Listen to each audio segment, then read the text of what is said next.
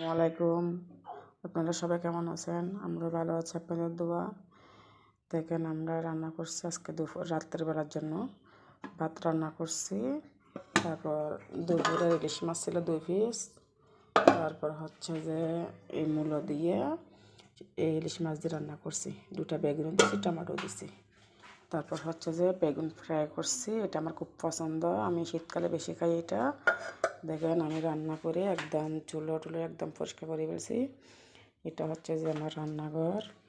দেখেন আপনাদের থেকে কীরকম ভালো লাগে আমাকে কমেন্টের মাধ্যমে জানাবেন, তাহলে আমি আবার ভিডিও দেওয়ার জন্য চেষ্টা করব।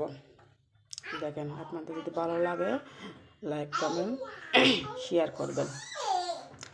আমার পেজের নাম হচ্ছে যে মায়ের দোয়া 1 2 3 মানলে আমার পেজটা আসবে। আপনারা সবাই আমাকে একটু দয়া করে শেয়ার করে দিবেন, লাইক কমেন্ট দিবেন। আপনাদেরকেও আমি দেবো।